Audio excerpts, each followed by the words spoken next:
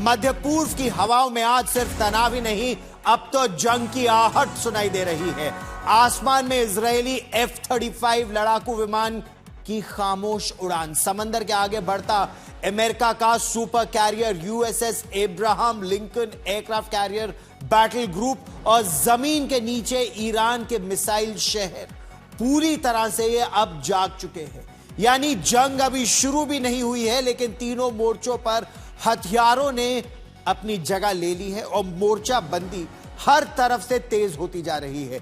Israel और America हवा और समंदर में दबाव बनाने का प्रयास कर रहे हैं, तो वही ईरान साफ साफ कह रहा है कि ईरान डरता नहीं है, ईरान जवाब के लिए तैयार है और पिछले वर्ष से ज्यादा करारा जवाब दिया जाएगा, इसका ऐलान ईरान ने कर दिया है। ईरान में पहाड़ों के नीचे हजारों मिसाइलें, ईरान के पास लंबी दूरी तक मार करने वाली हाइपरसोनिक और सुपरसोनिक मिसाइलें हैं और हजारों मिसाइलों का यह जखीरा इस समय तैयार है। और IRGC यानी ईरान का जो रेवोल्यूशनरी गार्ड कोर है, IRGC ने एक वीडियो जारी कर दुनिया को दिखा दिया है कि अगर हमला हुआ तो जो जवाबी हमला है वो जमीन पर नहीं, जमीन की सतह के नीचे से होगा। असली लड़ाई जो है वो सिर्फ सीमाओं पर नहीं होगी, ईरान के भीतर सत्ता को डगमगाने की कोशिश जो लगातार की जा रही है, जिसका आरोप अमेरिका पर लग रहा है। महंगाई है, बेरोजगारी है, सड़क पर लाखों लोग उतरे हैं, हजारों की जान जा चुकी है।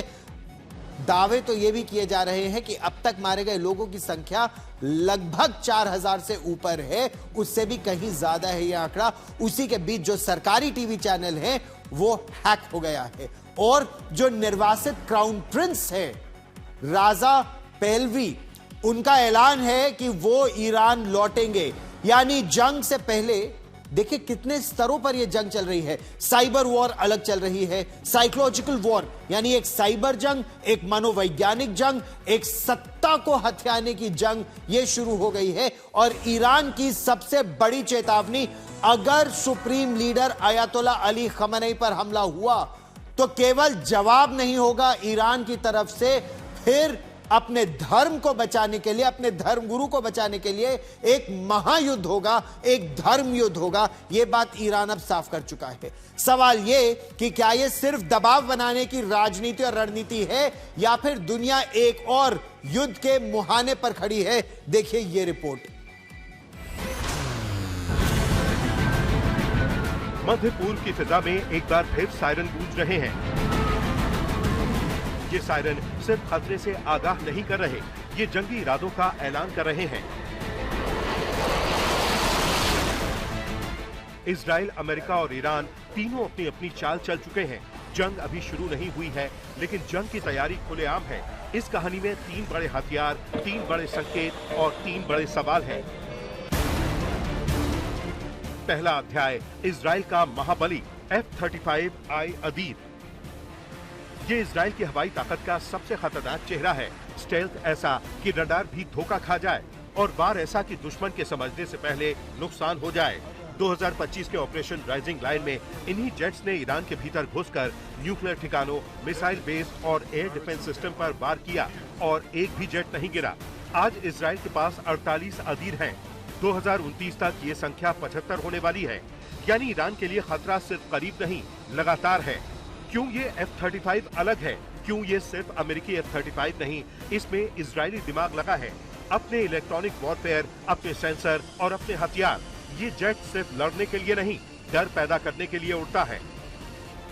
इजरायली सोशल मीडिया हैंडल्स इस वक्त सिग्नलिंग का खेल खेल रहे हैं। उनके जरिए इजराइल जानबूझकर संदेश दे रहा है कि ईरान ने न्यूक्लियर कदम बढ़ाया तो वार होगा।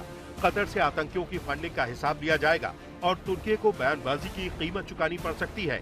और अपने लोगों के साथ ही अमेरिका को बता रहा है कि हम तैयार हैं। दूसरा अध्याय, अमेरिका का वज्र F-15E। इजराइल अकेला नहीं है, उसके साथ खड़ा है अमेरिका। यूके से उड़ान भरकर 12 F-15E strike eagle central command इलाके में तैनात हो चुके हैं। ये जेट स्टेल्थ नहीं, लेकिन भारी मारक क्षमता के लिए जाने जाते हैं। साथ में यूएस नेवी का कैरियर स्ट्राइक ग्रुप और आसमान में बढ़ती अमेरिकी मौजूदगी। ट्रंप प्रशासन ने ईरान को नई पाबंदी और खुली सैन्य धमकी दी है। वहीं इजराइल की सिक्योरिटी कैबिनेट ने जनवरी 2026 में अतिरिक्त स्ट्राइक्स को मंजूरी दी है, लेकिन अभी हमला नहीं हुआ क्योंकि ये है प्रेशर कैंपेन। इसका मकसद ये है कि ईरान रुके या भीतर से कमजोर पड़े, क्योंकि ईरान के भीतर उबाल, ईरान में बड़े प्रदर्शन और अब करीब 5000 मौतों के दावे, ये सब अमेरिका इजराइल की रणनीति को और धार देते हैं। तीसरा अध्याय, समंदर का दैत्य USS Abraham Lincoln.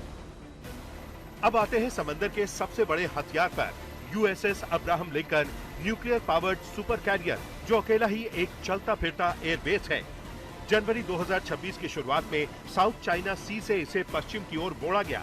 Straight of Malacca पार ये अब हिंद महासागर में है। 20 से 25 नॉट्स की रफ्तार से ये कैरियर स्ट्राइक ग्रुप 25 जनवरी 2026 तक अरब सागर या फारस की खाड़ी के करीब होगा। इसके साथ अपना ही स्ट्राइक ग्रुप है। Carrier air wing 9, FA-18 super hornets, EA-18G growlers, E-2D hawk eye, MH-60 helicopter और कुछ रिपोर्ट में F-35C का भी हवाला है।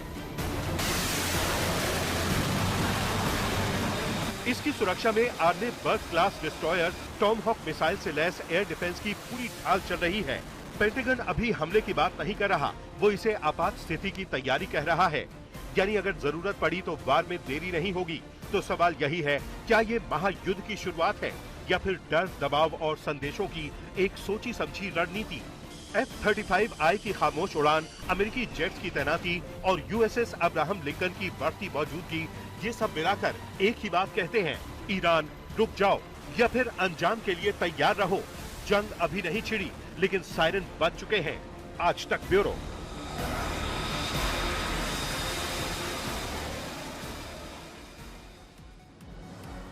ये युद्ध की आहट ही नहीं, ये साफ संकेत है कि ये युद्ध की तैयारी है और इसमें दुनिया के सबसे अत्याधुनिक हथियार उनका इस्तेमाल हो रहा है। जिस तरह से हम बात कर रहे हैं F-35s की, दुनिया के सबसे आधुनिक विमानों में से एक F-35 5th generation stealth fighter, Israel का जो बाज है ना, ये ईरान के लिए सबसे बड़ा खतरा बन चुका है।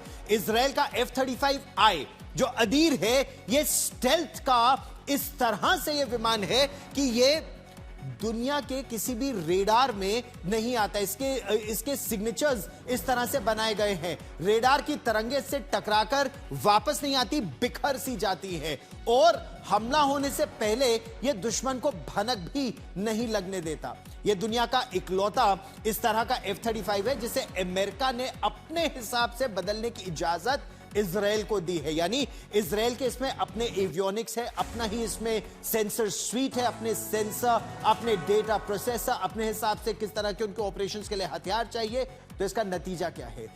एक पूरी की पूरी तरह का ये कमांड पोस्ट है, सिर्फ एक अटैक विमान नहीं है, ये ग्राउंड अटैक या air to air beyond visual range missiles, ये पूरी तरह से पूरी पिक्चर इसमें बन जाती है, तस्वीरें लाइव तैयार कर लेता है और जो अपने सेंसर्स है, डेटा प्रोसेसर्स है, आर्टिफिशियल इंटेलिजेंस है, यानी हर तरफ से इसके पास इंफॉर्मेशन आती है और कमांड पोस्ट को ये पूरी इंफॉर्मेशन जाती है ताकि ग्राउंड सिस्टम को डेटा ये लगातार भेजता रहता है ताकि युद्ध के मैदान की बड़ी तस्वीर जो उभर कर आए वो कमांड पोस्ट पर हो। और एक तरह से कहा जाए तो ये उड़ता हुआ कमांड पोस्ट है या कमांड सेंटर है और इसी वजह से ईरान के लिए F-35I सबसे बड़ा खतरा है इस समय।